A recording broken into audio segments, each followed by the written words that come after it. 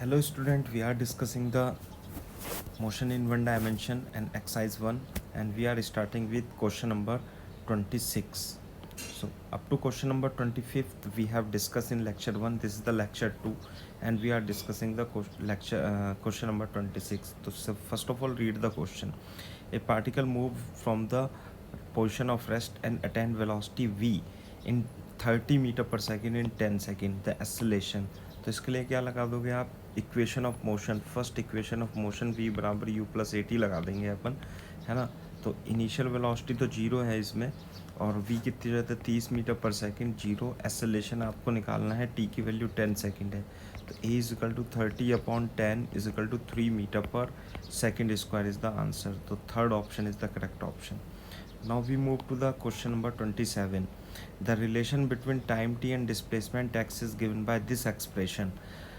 What will be the its initial velocity of the particle? ये आपको इसकी initial velocity बतानी है, ठीक है. तो क्या करोगे, यदि x दिया हो as a function of time t, x दिया हो और आपको वेलोसिटी निकालनी है, तो आपको क्या करना होता है? वेलोसिटी निकालने के लिए x को डिफ्रेंशिएट करना होता है विद रिस्पेक्ट टू t. तो यदि आप इसका डिफ्रेंशिएशन करोगे तो 2 का डिफ्रेंशिएशन 0, -5 t का 1 और 6 का हो जाएगा 12t. तो velocity as a function of time t आ जाती है -5 + 12t. अब आपको क्या निकालना है? Initial velocity. इनिशियल वेलोसिटी का मतलब होता है t बराबर 0. आप इसमें पुट कर दोगे तो v0, है ना, t बराबर 0 पुट करने पर v0 की जो वैल्यू आएगी वो कितनी आएगी? -5 मीटर पर सेकेंड. क्लियर है क्या बात? Now we move to the question number 28. 28 में क्या लिखा हुआ है देखो. A particle after starting from rest experience a constant acceleration for 20 second if it covers a distance s1 in first 10 second and s2 in next 10 second, then you have to find the relation between s1 and s2. कहने का मतलब क्या है कि एक particle है और a से b तक मूव करता है और टोटल टाइम है 20 second.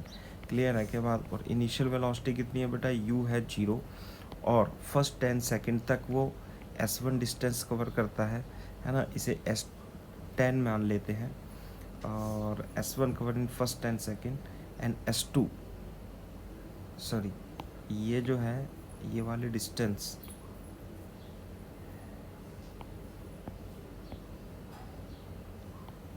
This distance is s1, और ये है t is equal to 10 second में, और नेक्स्ट 10 सेकेंड में 10, ये वाली जो नेक्स्ट 10 सेकेंड है इसमें डिस्टेंस कवर करता है s2. तो s1 और s2 में आपको रिलेशन बनाना है.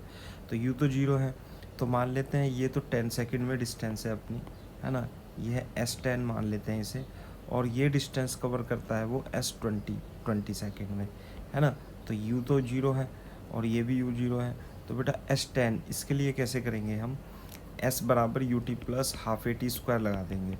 तो हाफ u तो इनिशियल तो 0 है हमारा, तो जो s10 आएगा यानी 10 सेकेंड में जो डिस्टेंस आएगी, half a into 10 square is equal to कितना हो जाएगा? ये 50a हो जाएगा. क्लियर है क्या बात? अब हम आते हैं s20 को निकालने के लिए. यदि आप s20 को निकालोगे यानी कि इसके लिए भी u कितना है? 0, और एक्सेलेरेशन तो a सेम ही है, और टाइम कितना है बेटा? 20 सेकेंड. तो s20 जो आएगा वो आएगा ut plus half a t square में रखने के बाद, u तो इसके लिए भी 0 है, तो ut plus 0 plus half a into 20 square. तो ये कितना जाएगा बेटा? 400, और ये आ जाएगा 200a, है ना. तो जो s1 है, जो ऊपर से देखो यहाँ पे, जो ये s1 है वो s1 is equal to s10 है, और जो s2 है बेटा, s2 है वो है s20 यानी 20 सेकेंड माइनस प्रारंभिक इनिशियल 10 सेकेंड में s2 होगा s20 माइनस s10. तो s10 की वैल्यू जो है, s10 की वैल्यू रख देते हैं यहाँ पे कितना? 50a, और ये निकाल लेते हैं s20 की वैल्यू कितनी है? 200a माइनस 50a, तो ये आ गया 150a. तो ये आ गया s2, है ना. तो s1 तो है आपका, यहाँ पे लिख देते हैं अपन, s1 तो है आपका 50a, और बेटा s2 है आपका 150a. तो दोनों को डिवाइड कर दो, s1/s2 इज इक्वल टू 1/3 आ जाएगा. Implies that s1 3s1 is equal to s2 is the relation, है ना. तो कौन सा ऑप्शन सही है? s2 is equal to 3s1. fourth option is the correct option for this question. Now we move to the question number 29. A body sliding on a smooth inclined plane require 4 seconds to reach the bottom after starting from the rest at the top. How much time it cover to cover 1/4 of the starting from rest, है ना. Question क्या है मैं आपको बता देता हूँ. मान लेते हैं ये इंक्लाइन प्लेन है ना, और ये थीटा है एंगल, मान लेते हैं थीटा एंगल है, और इसमें से कोई ऑब्जेक्ट स्टार्ट होता है और वो टॉप से बॉटम आने में कितना समय लेता है बेटा, 4 सेकंड लेता है. क्लियर है क्या. मान लेते हैं टोटल जो ये डिस्प्लेसमेंट है इसका वो एस है ना. अब स्मूथ इंक्लाइन प्लेन पे यदि आप जानते हो तो इस पे जो एक्सेलरेशन लगेगा वो कांस्टेंट एक्सेलरेशन लगेगा, और एक्सेलरेशन होता है जी साइन थीटा, है ना. ये आपको एनएलएम में हम पढ़ा देंगे बाद में. अभी आप रख सकते हो कि स्मूथ इंक्लाइन प्लेन पर जो एक्सेलरेशन होता है पार्टिकल का वो g sine theta downward according to incline होता है. तो जब ये पार्टिकल पॉइंट ए से पॉइंट बी तक रीच करेगा और टोटल टाइम लेता है 4 और डिस्टेंस है एस, तो यू बराबर कितना है 0. तो कौन सी इक्वेशन लगा देंगे, S is equal to u t plus half a t square लगा देंगे. और इसमें इनिशियल वेलोसिटी तो 0 है, तो एस कितना हो गया, एस तो एस ही मान लेते हैं. एक्सेलरेशन है g sine theta into t square का मतलब है 4 स्क्वायर. तो ये कितना बन जाता है, S is equal to 8 g sine theta, ऐसे आप लिख सकते हो. This is the equation number 1. लेकिन अब वो कह रहा है कि यदि इंक्लाइन प्लेन से, है ना, इंक्लाइन प्लेन से ऑब्जेक्ट को छोड़ा जाए तो ये कह रहा है कि 1/4 डिस्टेंस कवर करने में कितना समय लेगा. 1/4 का मतलब है ये यहाँ पर तो u बराबर 0 ही है ना, एंगल थीटा है, और एक्सेलरेशन कितना आएगा, जी साइन थीटा ही आएगा.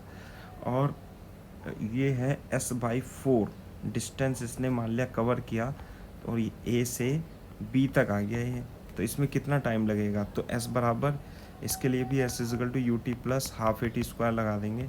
अब की बार इनिशियल वेलोसिटी तो 0 ही है, और अब की बार विस्थापन जो है, डिस्प्लेसमेंट जो है s/4 है, और उसके लिए हम t मान लेते हैं, समय मान लेते हैं half a t square, equation number 2. तो इक्वेशन नंबर 2 को डिवाइड कर दो 1 से, तो s/4 divided by s is equal to half, a की जगह क्या लिखेंगे यहाँ पे, g sine theta into t square, है ना. इक्वेशन नंबर 2 ये आगे, divided by equation number 1 8 g sine theta. तो जी साइन थीटा और जी साइन थीटा क्या हो जाएंगे, एक दूसरे से कैंसिल हो जाएंगे. तो इधर क्या बचेगा बेटा, टी स्क्वायर अपॉन 16 इधर बचेगा. एस से एस कैंसिल हो जाएगा, 1/4 is equal to t square upon 16 implies that solve करने के बाद कितना जाएगा, टी इजकल टू 2 सेकेंड. यानी कि ये जो 1/4 डिस्टेंस है टी इजकल टू 4 सेकेंड में कवर कर लेगा. क्लियर है क्या बात. अब दूसरा क्या है, नेक्स्ट क्वेश्चन में क्या है, a moving train is stop by applying brakes. It stop after travelling 80 metre if the speed of the train is double the retardation remain same it cover distance. ये क्या जनरल क्वेश्चन है, इसका answer 4 times the distance cover आता है. वो कैसे आता है मैं आपको बता देता हूँ, है ना. कैसे है कि मान लिया ये हमारे पास एक ट्रेन है, ठीक है, और ये स्पीड v से चल रही है. तो जब स्पीड v से चल रहा है तो इसकी यहाँ पे फाइनल वेलोसिटी कितनी हो जाएगी, 0 हो जाएगी. क्लियर है क्या बात. ये फाइनल वेलोसिटी कितनी हो जाएगी, 0 हो जाएगी, है ना. तो इसमें रिटार्डेशन होगा, रिटार्डेशन की वैल्यू मान लेते हैं हम a है.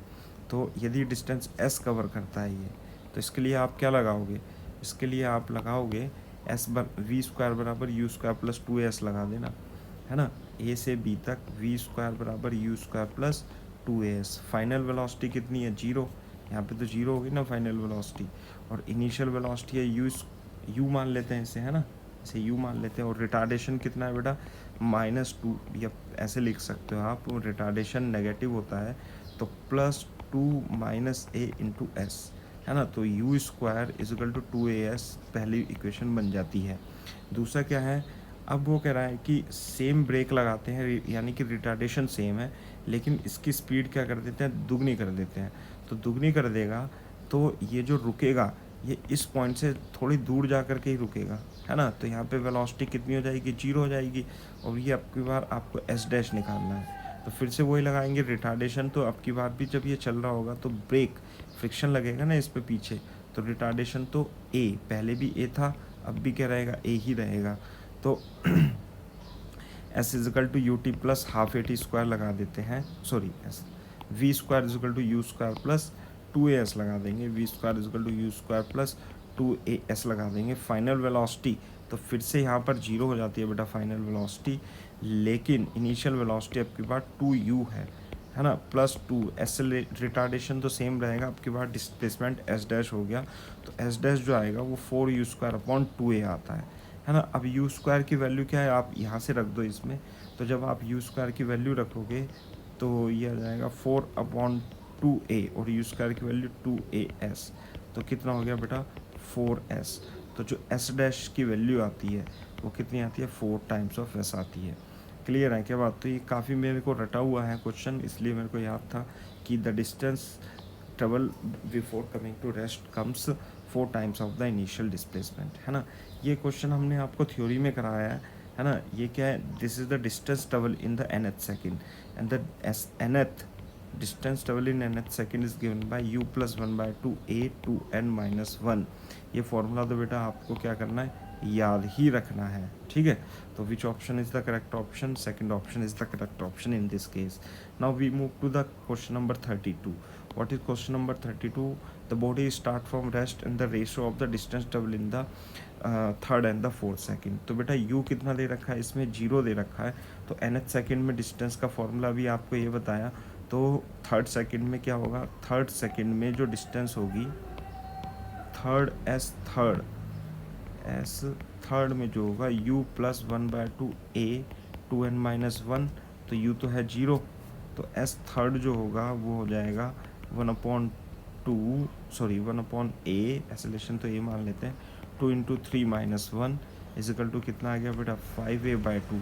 इसी तरीके से s फोर्थ सेकेंड में कितना आएगा, u तो 0 ही है अब की बार भी, है ना। u क्या है बेटा 0 और a तो सेम ही रहेगा, तो a और n की जगह क्या रख देंगे, यहाँ पे 4 रख देंगे, तो 2 × 4-1 तो कितना आ गया 7a/2।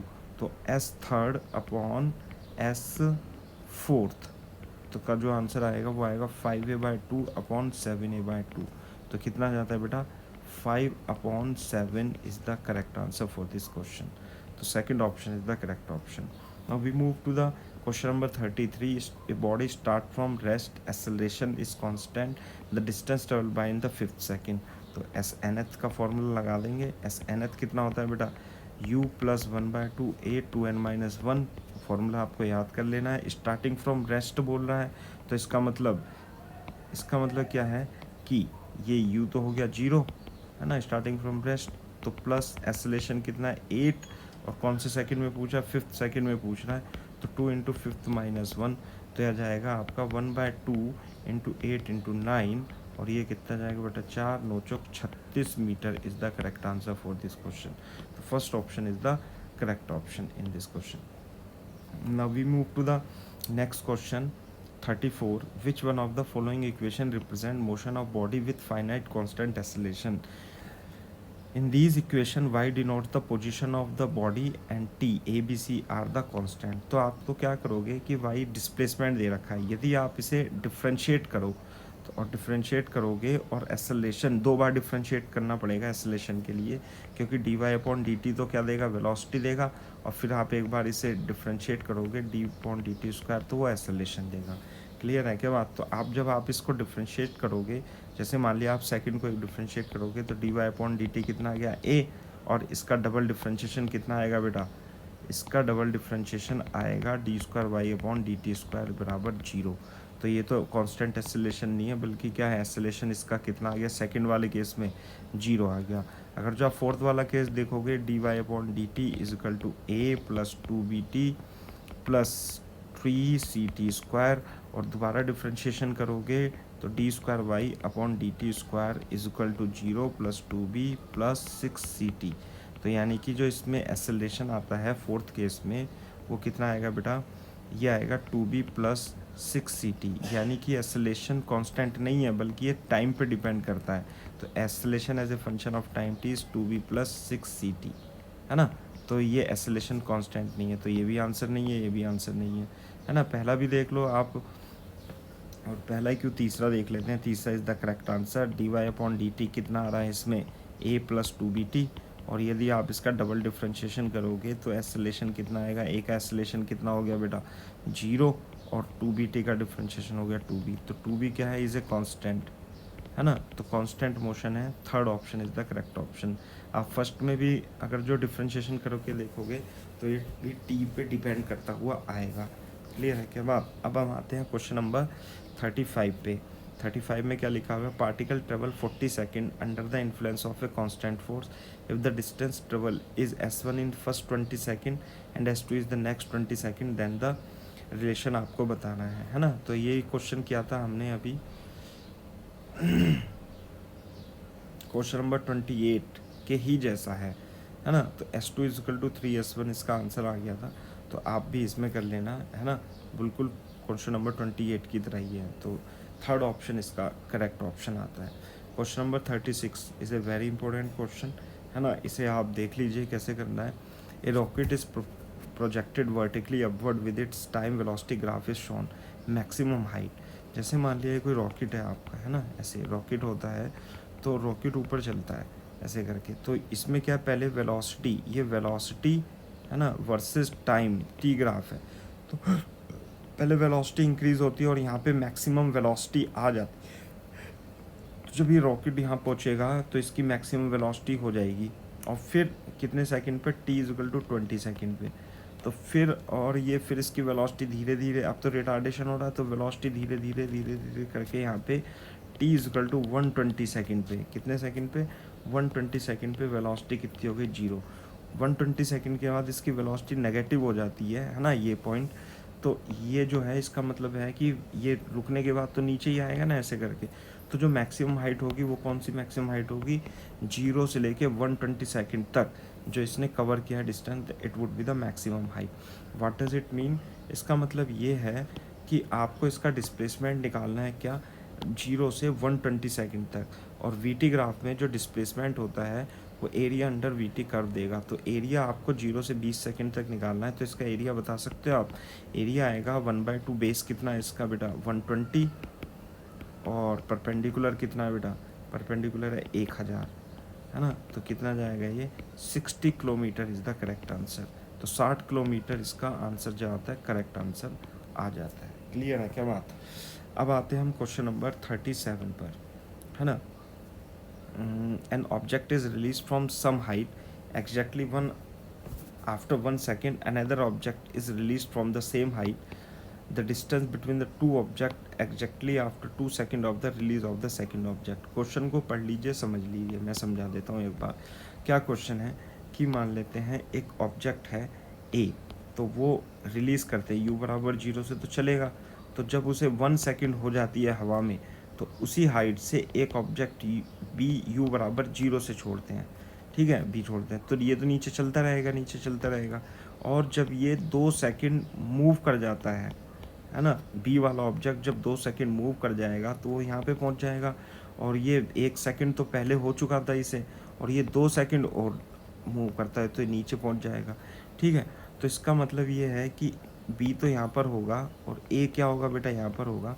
तो आपको क्या बतानी है, आपको इन दोनों के बीच की डिस्टेंस बतानी है exactly after 2 second release of the B. तो कैसे बताएंगे, मान लेते हैं ये वाला पार्टिकल, ए पार्टिकल हवा में कितनी देर रहा, t इक्वल टू 3 सेकेंड के लिए रहा, इसकी हाइट h1 मान लेते हैं। और बी वाला पार्टिकल हवा में कितनी देर रहा, 2 सेकेंड के लिए रहा, है ना, ये 2 सेकेंड के लिए रहा। इसकी हाइट जो मान लेते हैं हम h2 मान लेते हैं। क्लियर है क्या बात। तो बेटा u तो 0 है, h1 निकालने के लिए कैसे, s बराबर ut प्लस हाफ at² लगा देंगे। दोनों केस में u कितना है बेटा 0, तो h equal to half gt² से आंसर आ जाएगा। तो h1 यदि आप 3 सेकंड में h1 निकालना चाहते हो a पार्टिकल के लिए, तो ha लिख देता हूँ मैं इसे, है ना, ha equal to half g into 3² आ जाएगा। तो ha की वैल्यू कितनी आ गई बेटा, हाफ g इंटू 9 आ गई, तो यानी 4.5 g आ गया। क्लियर है क्या बात। इसी तरीके से h2 जो आएगा, h2 की जो वैल्यू यानी h2 या hb निकालें, कितना आएगा हाफ g और t², और t की जगह क्या रखेंगे हम, हाफ g इंटू 2², तो ये आ जाएगा 2g। तो दोनों के बीच की जो डिस्टेंस होगी, है ना, दोनों के बीच में डिस्टेंस कितना होगा बेटा, डिस्टेंस दोनों के बीच में ये होगा s। तो जो s की वैल्यू आएगी, है ना, तो s की जो वैल्यू आएगी एस की जो वैल्यू आएगी वो आएगी h a minus h b आएगा। क्लियर है क्या बात? तो एच ए कितना है बेटा 4.5 जी और एच बी कितना है 2 जी, तो आंसर आ जाता है 2.5 जी। यदि आप जी की वैल्यू कितनी रखोगे 9.8 रखोगे, है ना, जी की वैल्यू 10 रखोगे तो लगभग 25 आ जाता है ना, लेकिन 9.8 रखने पे इसका आंसर आ रहा है तो 24.5 लगभग इसका आंसर आ जाता है। तो fourth option is the correct option for this question. देख लीजिए आप इस क्वेश्चन को, समझ लीजिए ठीक तरीके से, है ना।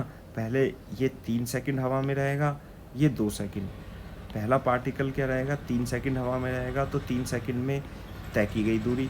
दूसरा पार्टिकल भी 2 सेकंड हवा में रहेगा तो 2 सेकंड द्वारा तय की गई दूरी एच वी। दोनों को सब्ट्रैक्ट कर देंगे तो उनके बीच की दूरी जो है वो एस आ जाती है। ठीक है, क्वेश्चन नंबर 38 करते हैं। 38 क्वेश्चन नंबर में क्या है, a stone is thrown vertically upward from the top of the tower with speed you reach the ground with velocity 3u, height of the tower बताना है ना। हाइट ऑफ द टावर का मतलब क्या है, मैं आपको समझा देता हूँ। क्वेश्चन क्या है कि मान लिया एच टावर की हाइट से आपने इसे क्या करा, फेंका है ऊपर से, है ना, तो ऐसे यहाँ से किसी पार्टिकल यू को फेंका है, यू वेलोसिटी से फेंका है तो ऊपर जाएगा, और नीचे जा कर के जब ये पृथ्वी से यहाँ पे ग्राउंड पे टकराता है तो इसकी स्पीड 3u हो जाती है। तो आपको h की वैल्यू आपको बतानी है।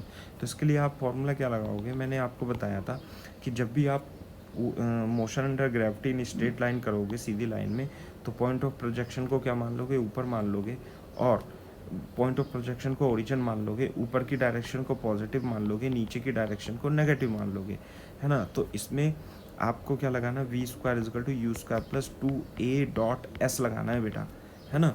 अब देखो ये तो स्केलर क्वांटिटी होती है और ये स्पीड देती है, तो ये स्पीड कितनी हो गई बेटा 3u का स्क्वायर हो गया। इनिशियल स्पीड कितनी थी u स्क्वायर, प्लस एसलेशन कितना है बेटा, टोटल मोशन में, कुल मोशन में जो एसलेशन रहेगा वो जी रहेगा नीचे की ओर, तो नीचे की ओर माइनस जी है। और जो विस्थापन है, डिस्प्लेसमेंट है, line joining initial to final position, displacement कितना हो जाएगा बेटा h हो जाएगा, और नीचे की ओर है तो माइनस h हो जाएगा। तो 9u square is equal to u square plus 2gh आ जाता है। तो 8u square is equal to 2gh। Clear है क्या बात?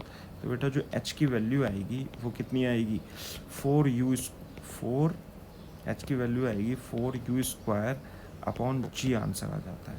क्लियर है क्या बात? तो कौन सा ऑप्शन है, second option is the correct option for this question. Clear है क्या बात? अब हम करते हैं क्वेश्चन नंबर 39 करते हैं। क्वेश्चन नंबर 39 में stone is drop from height from A bridge and it reach ground in 4 second, the height of the bridge. तो इसमें तो केवल एस बराबर you t plus half a t square लगा देना है आपने अपने को। तो यू तो इनिशियल 0 दे रखा है, तो h equal to half g t square. Clear है क्या बात?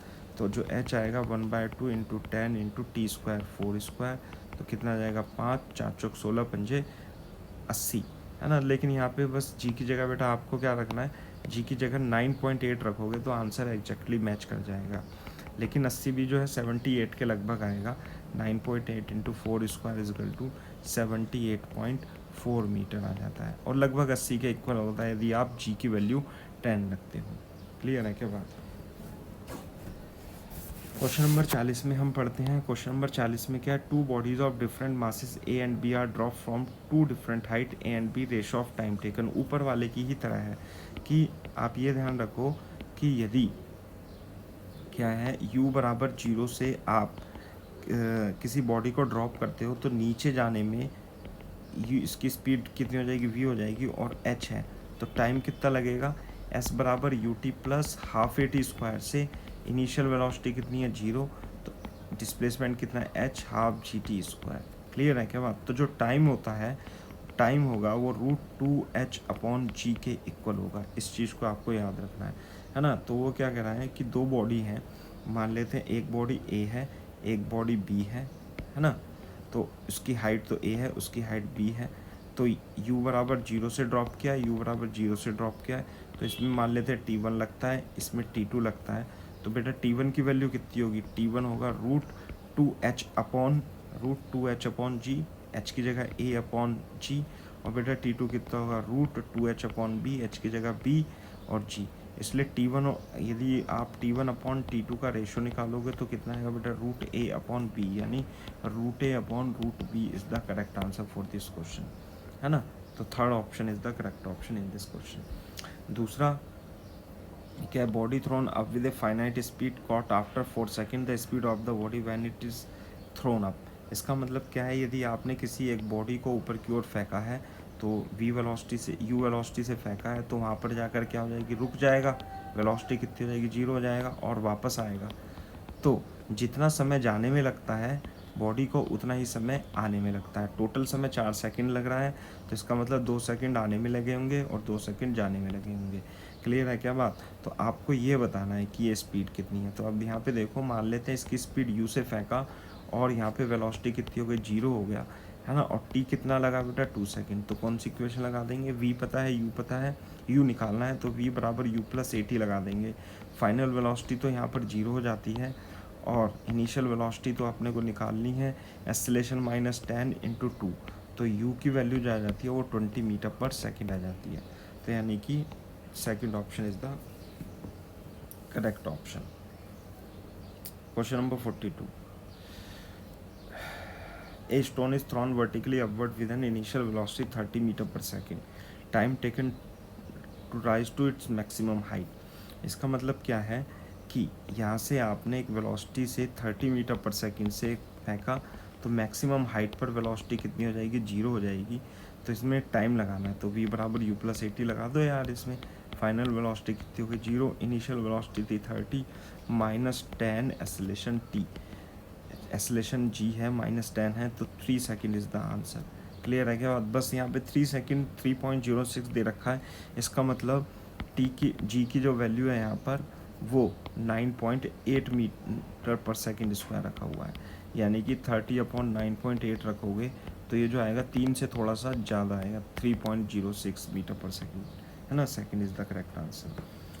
43 में क्या होता है, a body is thrown upward and reach it maximum at that position, its velocity is 0 and its acceleration due to gravity. Board पे देखो यहाँ पर कि यदि आपने किसी u वेलोसिटी से फेंका है, जब ये u ऊपर जाएगा, है ना, तो वेलोसिटी फाइनल मैक्सिमम हाइट पर 0 हो जाएगी, मैक्सिमम हाइट पर रुक जाएगी, लेकिन इस पर फोर्स कितना लगता रहेगा, mg ही लगेगा नीचे की ओर। जब वो ऊपर जाए या बॉडी नीचे जाए, मोशन अंडर ग्रेविटी में नेट फोर्स mg लगता है और एक्सेलरेशन क्या होता है, f अपॉन m। तो f कितना बेटा, mg अपॉन m, तो एक्सेलरेशन कितना आ जाता है, g आ जाता है। g डाउनवर्ड होगा हमेशा, है ना। तो which of the following is correct, fourth option is the correct option. Question number 44 में देखो बेटा, 44 में क्या, two train each of length 50 metre, ये रिलेटिव वेलोसिटी का क्वेश्चन है।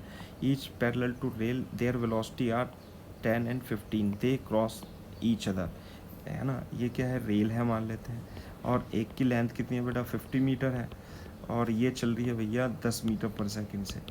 दूसरी रेल है ना, दूसरी रेल की लेंथ भी कितनी है, 50 मीटर ही है, और ये चल रहा है आपका 15 मीटर पर सेकंड से। तो एक दूसरे की ओर आ रहे हैं, तो मान लेते हैं इस रेल का नाम A है, इस रेल का नाम B है।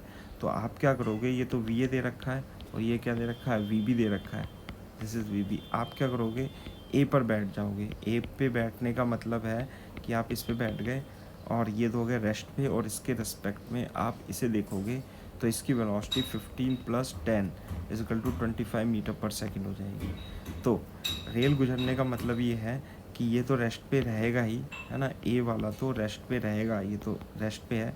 तो बी वाली रेल जो आएगी वो कितनी आएगी, 25 मीटर पर सेकंड से स्टार्ट आना चालू होगी। तो 50 मीटर तो ये है, 50 मीटर ये है। गुजरने का मतलब क्या है कि ये वाली ट्रेन चलते चलते किस पोजीशन पर पहुंच जाए, इस पोजीशन पर पहुंच जाए, है ना। ऐसे करके ये आएगी ऐसे और ऐसे चली जाएगी। तो इसका मतलब क्या है कि ये गुजरने में ये वाला पॉइंट और यहाँ पहुँच गया, तो दोनों के बीच की दूरी कितनी होगी बेटा, 100 मीटर। और ये कितनी स्पीड से कवर कर रहा है, 25 मीटर पर सेकंड से। तो S बराबर UT लगा देंगे, है ना, या T बराबर S अपॉन U भी आप कह सकते हो। तो क्या बोल रहा है इसमें, क्रॉस करने का समय, डिस्टेंस हो गई 100 मीटर और चाल हो गई 25 मीटर पर सेकंड। तो 4 second is the correct answer, 4 second is the correct answer, ठीक है। तो 4 second, second option is the correct option, this is the answer. इसी तरीके से ये है एक, इसमें क्या है, एक ट्रेन इज़ मूविंग, मैं इसे साफ कर देता हूँ थोड़ा सा, हाँ क्या है, a train is moving at north 10 metre per second, length दे रखी है 150 मीटर, एक पैरट है और वो साउथ में मूव कर रहा है 5 मीटर पर सेकेंड से। तो जो पैरट है ट्रेन के रिस्पेक्ट में एक क्या मान लेंगे हम उसे, स्मॉल ऑब्जेक्ट मान लेंगे। तो ये तो हो गया ईस्ट वेस्ट नॉर्थ साउथ, है ना। तो ये ट्रेन है, ट्रेन चल रही है नॉर्थ की ओर कितने से, 10 मीटर पर सेकेंड से, और जो पैरट है वो साउथ में चल रहा है कितने से, 5 मीटर पर सेकेंड से। क्लियर है क्या बात। और लेंथ कितनी दे रखी है, 150 मीटर। तो यदि आप देखोगे कि दोनों की जो रिलेटिव वेलोसिटी होंगी वो एक दूसरे के अपोजिट में जा रहा है, तो यदि आप पैरट को रेस्ट पे रख दोगे, है, या ट्रेन को रेस्ट पे रख दोगे, तो पैरट जो देगा वो 10 + 5 15 मीटर पर सेकेंड से आता वो दिखाई देगा और ऐसे आकर गुजर जाएगा। और डिस्टेंस कितनी कवर करेगा, वो 150 मीटर कवर करेगा। तो कितना समय लेगा बेटा, S बराबर UT लगा देंगे तो T जो होगा S/U से 150/50, तो T आ जाता है बेटा 10 सेकेंड में पैरट क्या है क्रॉस कर जाएगा। तो fourth option is the correct option. Question number 46 में क्या है, horse rider is moving toward a big mirror with velocity v, the image with respect to t। ये तो ऑप्टिक्स का क्वेश्चन हो गया है ना। ऑप्टिक्स के क्वेश्चन में क्या है कि मान लिया मिरर है, हॉर्स राइडर की जगह मैं साइकिल बना देता हूँ, ये आसान होता है बनाना, है ना। तो मैंने साइकिल बना दिया और ये इसकी वेलोसिटी कितनी है, मिरर थोड़ा दूर बना देते हैं अपन, है ना। दिस इज़ मिरर और ये वेलोसिटी कितनी है बेटा, v से आ रहा है, तो इसकी जो इमेज होगी यहाँ पर वो भी v से आएगी, है ना। तो ये तो हो गया ऑब्जेक्ट और ये हो गया इमेज।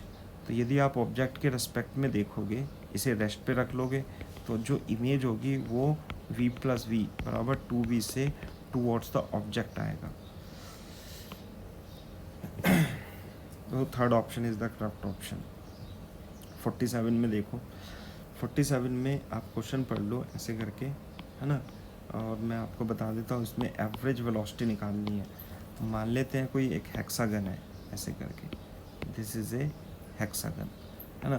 तो हेक्सागन में क्या होता है, हेक्सागन में जो मान लेते हैं साइड, ये ABC, तो बनाया तो था ABCDEF। आपको ये ध्यान रखना है कि हेक्सागन में ये वाली साइड, ये वाली साइड और ये वाली साइड तीनों इक्वल लेंथ की होती हैं और इनकी लेंथ 2a होती है, ठीक है। साथ में हेक्सागन में ये वाली साइड, ये वाली 3 साइड और ये वाली साइड ये इक्वल होती हैं और ये a√3 के इक्वल होती है यदि ये हेक्सागन की साइड a है। क्लियर है क्या बात।